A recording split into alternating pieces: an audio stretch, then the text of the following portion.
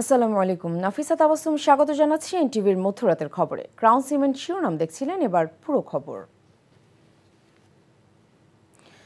নির্বাচনের জন্য দেশ যথেষ্ট স্থিতিশীল রয়েছে উল্লেখ করে প্রধান উপদেষ্টা ডক্টর মোহাম্মদ ইউনূস বলেছেন, আগামী ফেব্রুয়ারিতে অনুষ্ঠিত হবে নির্বাচন।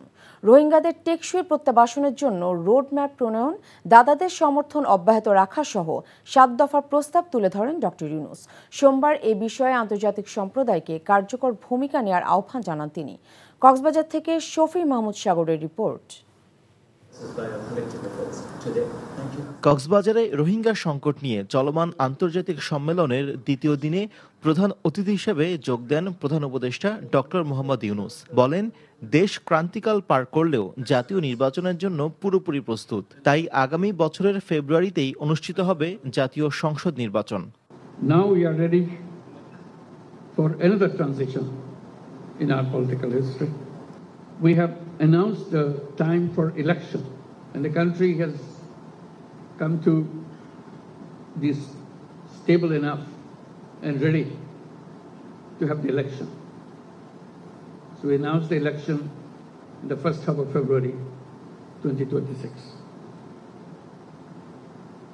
Interim government will be replaced by an elected government.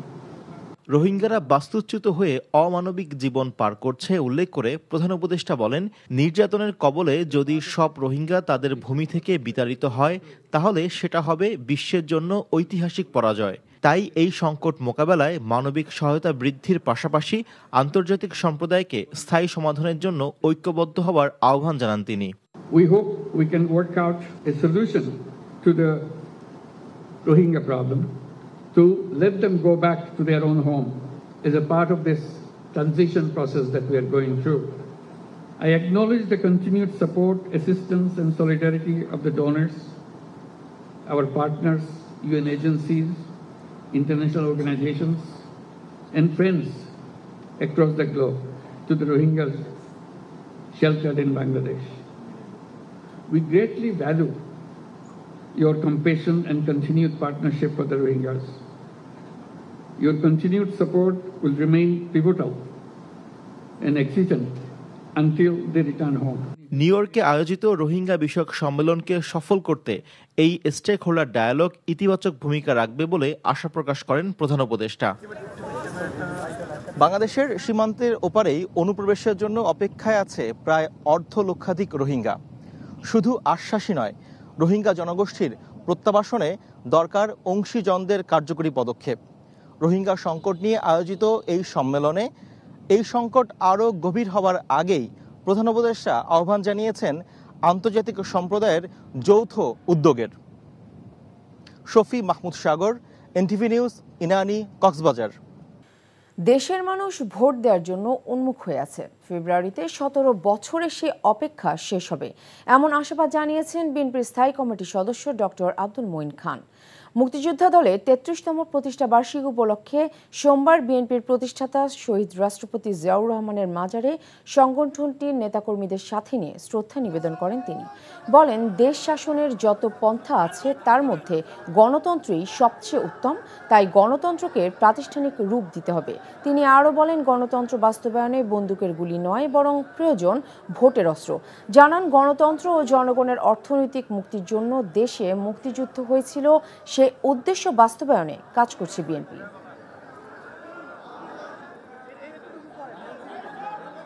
দেশের মানুষ বিগত ১৭ বছর ভোট দিতে পারেনি, কাজেই বাংলাদেশের মানুষ উন্মুখ হয়ে আছে, তারা ভোট দেবে। ২০০৯ সালে যাদের বয়স ১৮ বছর ছিল না, আজকে তাদের বয়স কত হিসাব করে দেখুন, তারা ৩৫ পার হয়ে গেছে। তারা ভোট দিতে পারেনি। তারা বাংলাদেশের একটি সুষ্ঠু নিরপেক্ষ নির্বাচনে ভোট দিতে চায়। ইনশাআল্লাহ আগামী ফেব্রুয়ারিতে তাদের সেই ইচ্ছা পূরণ। ডাকসু নির্বাচনে প্রার্থী হওয়া 21 শিক্ষার্থী তাদের মনোনয়নপত্র প্রত্যাহার করে নিয়েছেন। যাচাই বাছাই শেষে মঙ্গলবার চূড়ান্ত প্রার্থী তালিকা প্রকাশ করা হবে বলে জানিয়েছেন চিফ রিটার্নিং কর্মকর্তা। এরপরই পুরো দমে নির্বাচনী প্রচার প্রচারণা শুরু করতে পারবেন প্রার্থীরা।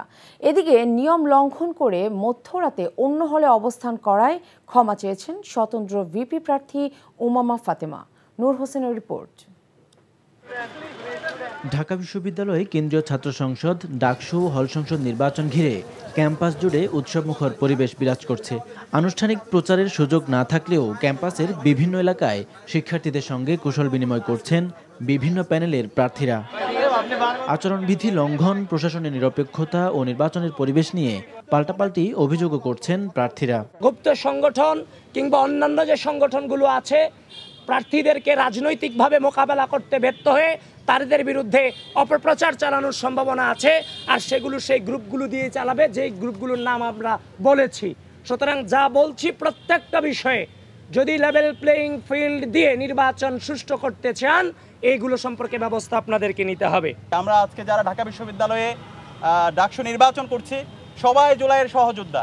তো আমরা এই ধরনের আইডিয়াগুলো নিয়ে প্রতিযোগিতা করি, আমাদের ঢাকা বিশ্ববিদ্যালয়কে কীভাবে বিনির্মাণ করতে চাই সেটা নিয়ে আমরা প্রতিযোগিতা করি। কিন্তু আমরা বারবার এই কথাগুলো বলার পর দেখতে পাচ্ছি আমাদের যারা প্রতিপক্ষ আছে, আমাদের যারা বন্ধুপ্রতিম আছে, তারা ক্রমাগত সাইবার বুলিং করছে, ক্রমাগত মিথ্যা প্রপাগান্ডা করছে, ক্রমাগত সে আগের মতো করে বিষাদগার করছে। এদিকে নিয়ম লঙ্ঘন করে মধ্যরাতে অন্য হলে অবস্থান করায় ক্ষমা চেয়েছেন স্বতন্ত্র ভিপি প্রার্থী উমামা ফাতেমা।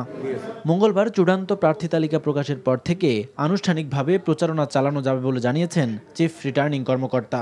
যে কোনো জায়গায় নির্বাচনী আচরণবিধি ভাঙা কিংবা নির্বাচনী প্রচার কার্যে যদি কোনো অসমতা দেখা দেয়, বৈষম্য দেখা দেয়, আমাদের কাছে সেটা লিখিত অভিযোগ আসলে পদ্ধতিগতভাবে আমরা সেটাকে অ্যাড্রেস করার চেষ্টা করছি। মনোনয়নপত্র প্রত্যাহারের শেষ দিন 21 শিক্ষার্থী মনোনয়নপত্র প্রত্যাহার করেছে বলে জানিয়েছে চিফ রিটার্নিং কর্মকর্তার কার্যালয়। Nur Hossain, NTV news, Dhaka. নিউ ইয়র্কের বাংলাদেশ কনসুলেটে রাজনৈতিক কর্মকাণ্ড নিষিদ্ধ আওয়ামী লীগের যুক্তরাষ্ট্র শাখার সদস্যরা হামলা ও ভাঙচুর চালিয়েছে।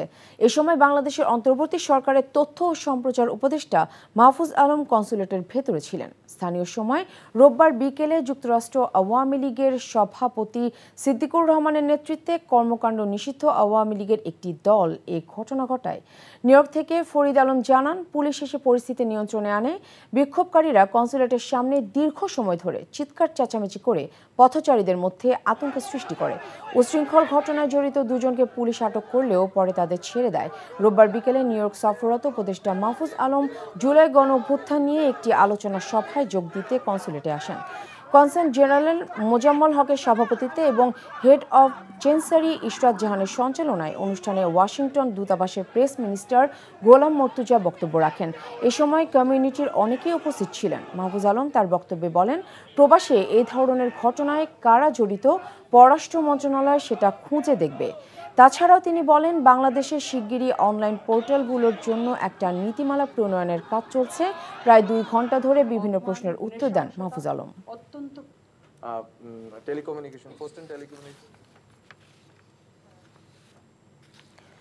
নিউ ইয়র্কে বাংলাদেশ সোসাইটির এক কর্মকর্তাকে মারধর করার অভিযোগে বাংলাদেশি এক সাংবাদিককে গ্রেফতার করেছে পুলিশ। স্থানীয় সময় রোববার রাতে লাগুয়ার্ডিয়া ম্যারিয়ট হোটেলে সাবেক সোসাইটি কর্মকর্তাদের এক পুনর্মিলনী অনুষ্ঠান চলাকালে বলরুমের বাইরে এ ঘটনা ঘটে। নিউ ইয়র্ক থেকে বিস্তারিত জানাচ্ছেন ফরিদ আলম। রাত 11টার দিকে নিউ ইয়র্কের লাগুয়ার্ডিয়া ম্যারিয়ট হোটেলের সামনে দেখা যায় কমিউনিটির বহু মানুষের জটলা, আর বাইরে একাধিক পুলিশের গাড়ি এবং অ্যাম্বুলেন্স। তবে একটু পরেই বাংলাদেশ সোসাইটির সাংস্কৃতিক সম্পাদক অনিক রাজকে মারধর করার অভিযোগে অনলাইন পত্রিকা বাংলা প্রেসের সম্পাদক সাবেদ সাথীকে পেছনে হাতমোড়া দিয়ে হ্যান্ডকাপ পরিয়ে গাড়িতে তুলে নিয়ে যায় পুলিশ। পরে স্থানীয়ভাবে অনিক রাজের অভিভাবক হিসেবে পরিচিত ব্যবসায়ী শাহনেওয়াজ জানান, অনিক রাজ সহ আরও একজনকে মারধর করে সাবেদ সাথী। ও সাডেনলি পট করে অনেকটা একটা ধাক্কা দিচ্ছে, ধাক্কা দিলে অনেক ধাক্কা খেয়ে যখন সরে গেছে সে পট করে জাহেদও একটু এগোয় গেছে, তখন অনেক এবং জাহেদের দুইজনের গলার উপরে ধাম ধাম করে দুইটা ঘুষি মারছে, ঘুষি মারা দৌড় দিয়ে সে এর ভিতরে ঢুকে চলে গেছে, ভিতরে ঢুকে যে চুপ করে পলাই গেছে, পিছন দিক থেকে পলাই চলে যেতে যাচ্ছিল কিন্তু পিছনে কোনো গেট নাই।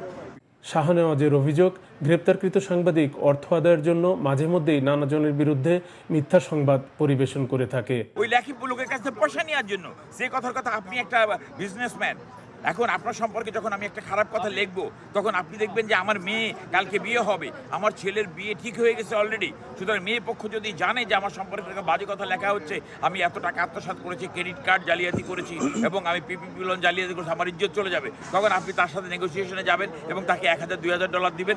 যখনই $2000 তাকে দিবেন সে পরের দিন আপনার সম্পর্কে লেখা বন্ধ করবে। এদিকে আহত অনিক রাজকে চিকিৎসার জন্য অ্যাম্বুলেন্সে তুলে হাসপাতালে নিয়ে যাওয়া হয়। গ্রেপ্তারকৃত সাংবাদিক নিউ ইয়র্কের পাশের শহর ক্যানেটিকাটে বসবাস করেন। Farid Alam, NTV news, new York, যুক্তরাষ্ট্র।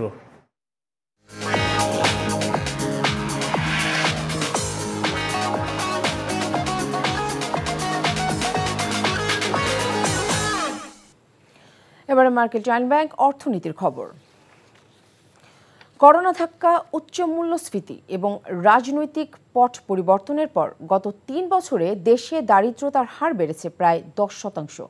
এমন বাস্তবতায় স্বল্প, মধ্য ও দীর্ঘমেয়াদী কর্মপরিকল্পনা গ্রহণের তাগিদ দিয়েছে বেসরকারি গবেষণা প্রতিষ্ঠান power and participation research centre PPRC। সোমবার বিকেলে আগারগাঁও LGED মিলনায়তনে সাম্প্রতিক গবেষণা প্রতিবেদনের তথ্য তুলে ধরে জানানো হয়, সরকারি হিসেবে 2022 সালের দারিদ্র্যের হার ছিল 18.7%। 2025 সালে এসে তা বেড়ে দাঁড়িয়েছে 27.93%। এই সময়ে অতি দারিদ্র্যের হার 4% বেশি বেড়েছে। গবেষণায় দেখা গেছে 3 বছরের ব্যবধানে শহরের পরিবারের মাসিক আয় কমলেও বেড়েছে খরচ। PPRC চেয়ারম্যান হোসেন জিল্লুর রহমান বলেন, কর্মসংস্থান না থাকায় বেকারত্ব মহাদুর্যোগ আকার ধারণ করেছে। এজন্য কৌশলগত নীতি গ্রহণে সরকারি বেসরকারি খাত নিয়ে টাস্কফোর্স গঠনের প্রস্তাব করেন তিনি। প্রবাসের খবর। মালয়েশিয়া বাংলাদেশ কমিউনিটি প্রেস ক্লাবের সহসভাপতি ও দেশের জনপ্রিয় স্যাটেলাইট টেলিভিশন চ্যানেল এনটিভির স্টাফ করেসপন্ডেন্ট কায়সার হামিদ হান্নানকে মালয়েশিয়ায় সাংবাদিক ও সেরা সংগঠক হিসেবে ইন্টারন্যাশনাল প্রাইড অ্যাওয়ার্ডস প্রদান করা হয়েছে। মালয়েশিয়ার রাজধানী কুয়ালালামপুরে 5 তারকা হোটেল রয়্যাল চুলানে এক অনুষ্ঠানে তাকে পুরস্কার প্রদান করা হয়। অনুষ্ঠানে প্রবাসী সাংবাদিক কায়সার হামিদ হান্নানের হাতে সম্মাননা ক্রেস্ট তুলে দেন স্টার ইউনিভার্সের কর্ণধার ও 2019 সালের মিসেস ইউনিভার্স চার্ম সুদা ভেঞ্চার্স ও জনপ্রিয় সফল চলচ্চিত্র প্রযোজক সুকান্ত সুমন। এ সময় উপস্থিত ছিলেন মালয়েশিয়ায় নিযুক্ত ভারতের high commissioner doctor BN Reddy, VRL গ্রুপের চেয়ারম্যান আনন্দ শঙ্কেশ্বর, ভারতের জনপ্রিয় কণ্ঠশিল্পী শচীন, অভিনেতা সাই কুমার এবং অভিনেত্রী প্রেমা সহ বাংলাদেশের অন্য তারকারা। ইন্টারন্যাশনাল প্রাইড অ্যাওয়ার্ডস এর জুরি বোর্ডের সিদ্ধান্ত অনুযায়ী শিল্প উন্নয়ন বিভাগে মালয়েশিয়ান নাগরিক দাতির মারিয়াটি, আন্তর্জাতিক ফ্যাশন কোরিওগ্রাফিতে বাংলাদেশের পিয়াল হোসেন, IT বিভাগে ওয়ার্কল ডিরেক্টর ভারতের ভুবন ও প্রবাসী সেরা সংগঠক হিসেবে প্রবাসী সাংবাদিক কায়সার হামিদ হান্নানকে ইন্টারন্যাশনাল প্রাইড অ্যাওয়ার্ডস প্রদান করা হয়। তাছাড়া এ বছরে নেপালের কাঠমান্ডু 5 তারকা হোটেল ইয়াং ক্যাংতে এক অনুষ্ঠানে বলিউডের জনপ্রিয় অভিনেত্রী মন্দাকিনী, ঢালিউড তারকা অপু বিশ্বাস লন্ডনের জিনিয়াস অ্যাওয়ার্ড প্রদান করা হয়। দুবা শাখা বিএনপির সভাপতি মিজানুর রহমানকে বিদায়ী সংবর্ধনা দিয়েছেন তাবুক বিএনপি। সৌদি আরব তাবুক প্রতিনিধি ইসমাইল খান টিটু জানান, তাবুক একটি কমিউনিটি সেন্টারের বিদায়ী সংবর্ধনা অনুষ্ঠান হয়। বিদায় সংবর্ধনা অনুষ্ঠানের সংক্ষিপ্ত আলোচনা সভায় সভাপতিত্ব করেন তাবুক বিএনপির প্রতিষ্ঠাতা সভাপতি আলহাজ আব্দুল জলিল মৃধা। তাবুক বিএনপির সাধারণ সম্পাদক জাহাঙ্গীর আলম পাটোয়ারির সঞ্চালনায় বক্তব্য রাখেন সহসভাপতি জাবেদ মৃধা, সাংগঠনিক সম্পাদক বাবু ইউসুফ, যুবদলের সিনিয়র যুগ্ম সাধারণ সম্পাদক আব্দুল জলিল পাটোয়ারি, আবু সাবা বিএনপি সভাপতি আব্দুর রহিম, দাখিল শাখার সভাপতি ইউসুফ আলী সরাইল, সেরে আলম শাখার সভাপতি জামাল খন্দকার। আরও বক্তব্য রাখেন তাবুক শ্রমিক দলের প্রধান উপদেষ্টা ইদ্রিস আলী, সহসভাপতি মোহাম্মদ রনি মিয়া, সিরাজুল ইসলাম খান, আবু সাবা বিএনপি সাধারণ সম্পাদক মোহাম্মদ বিল্লাল হোসেন প্রমুখ। বিদায় ও সংবোধন অনুষ্ঠানে উপস্থিত সকল নেতৃবৃন্দ মিজানুর রহমানের সাফল্য ও দোয়া কামনা করেন।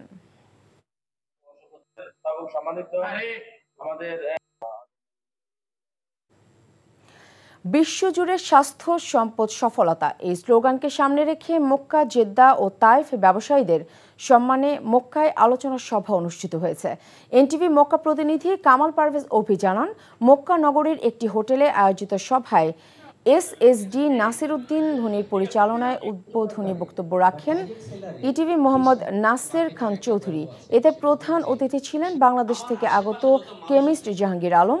প্রধান বক্তা ছিলেন বাংলাদেশ ইডিসি সভাপতি হাসমত আলী সাগর। বিশেষ অতিথি ছিলেন ইএসসিডি মোহাম্মদ দেলোয়ার হোসাইন। বক্তব্য রাখেন মিডে ইস্ট হেলথ ওয়েল কোচার ভূপেন জুসেফ, নাহিদ পারভেজ, আব্দুল হাকিম, আমিনুল ইসলাম, মাসুদ রানা, খোরশেদ আলম ও পারজিব ফরাজি প্রমুখ।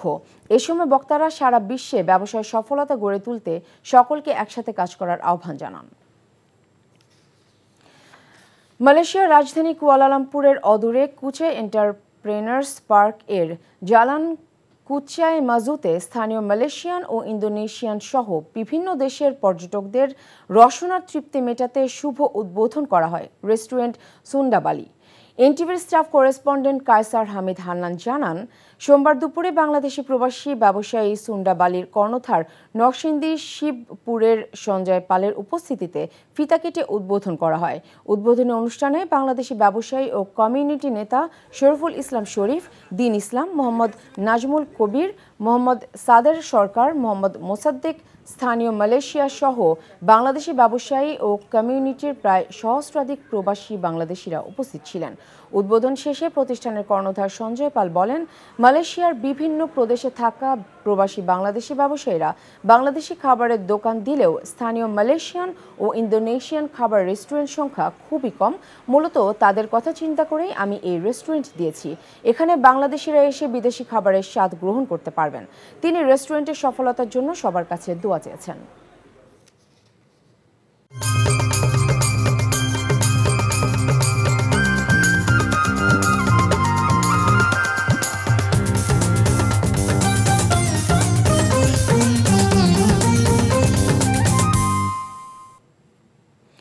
সংস্কৃতির খবর। মানুষের কর্মব্যস্ত জীবনে একটুখানি বিনোদন কিংবা কিছুটা প্রশান্তির অন্যতম জনপ্রিয় মাধ্যম বাংলা নাটক। দর্শক নন্দিত টেলিভিশন চ্যানেল এনটিভির এমনই একটি নাটক ভাই ভাবি ব্যাপক জনপ্রিয়তা পেয়েছে। নির্মাতা জুলফিকার ইসলাম শিশিরের লেখা গল্পে বাজিমাত করেছে নাটকটি। 1 মাসেরও কম সময়ে 1,10,00,000 দর্শক দেখেছেন নাটকটি। ইফতেখার রেজার রিপোর্ট। দেশের বিনোদন জগতে চলচ্চিত্রের একসময় সোনালী যুগ থাকলেও সেই জৌলুসান নেই। তবে দেশে টেলিভিশন বা ছোট পর্দার কাজ ও কাজের মান সবসময় হয়েছে দর্শক নন্দিত। ছোট পর্দার নির্মাতারা যেমন তাদের নির্মাণে মুনশিয়ানা দেখাতে ভুল করেননি, তেমনি দর্শকও ভালো মানের নাটক লুফে নিতে ভুল করেননি। ঠিক তেমনি একটি নাটক ভাই ভাবি। আমাদের ফ্যামিলি ড্রামার দর্শক আছে, মানুষজন ভালো নাটক এখনো দেখতে চায়, ভালো স্টোরি দেখতে চায়, তো সেই জায়গা থেকে দর্শক এটাকে অনেক ভালো রিসিভ করেছে। ভাই ভাবি মাত্র 9 ঘন্টায় ছুঁয়েছে 1 মিলিয়ন ভিউয়ের গৌরব। আর ঈদ উল আজহা উপলক্ষে এনটিভিতে প্রদর্শিত নাটকটি গত জুলাইয়ের শেষ ভাগে অনলাইনে দেখার সুযোগ পান দর্শকরা। এরই মধ্যে যা দেখেছেন 1 কোটিরও বেশি দর্শক। নাটকের এমন সাফল্য উদযাপনে কেক কাটেন এনটিভির ব্যবস্থাপনা পরিচালক আশফাক উদ্দিন আহমদ। তো এনটিভির নাটকের দর্শকের একটা সবসময় একটা উচ্চাকাঙ্ক্ষা থাকে এনটিভির নাটকের প্রতি। এই দর্শকপ্রিয়তা পাওয়ার যে শর্তগুলো সেটা এনটিভি আসলে পূরণ করে বলেই দর্শকপ্রিয়তা পায় এনটিভির নাটক। আর এনটিভি সবসময় দর্শকের কথা ভেবে সুস্থ ও স্বাভাবিক ধারার বিনোদন উপস্থাপন করতে বদ্ধপরিকর। ভাই ভাবি ছিল এরকমই একটা ভালো কন্টেন্ট, যেটা খুব অল্প সময়ে মানুষ তাদের দেখেছে এবং প্রচুর কমেন্ট এসেছে, প্রচুর প্রশংসা এসেছে। আগামী দিনেও বস্তুনিষ্ঠ সংবাদ পরিবেশনের পাশাপাশি সুস্থ বিনোদনে প্রয়াস অব্যাহত রাখবে এনটিভি। এই বাড়িতে থাকতে হইলে কাজের লোকের মতোই থাকতে হইব। Iftekhar Reza, NTV news, Dhaka. এই ছিল মধ্যরাতের খবরে। এই খবরের ভিডিও সহ আপডেট জানতে ভিজিট করুন এনটিভি অনলাইন www.ntvvideo.com। এছাড়াও এনটিভির জনপ্রিয় সব অনুষ্ঠান ও খবরের আপডেট দেখতে ভিজিট করুন আমাদের ইউটিউব এবং ভেরিফাইড ফেসবুক পেজ। ধন্যবাদ সবাইকে।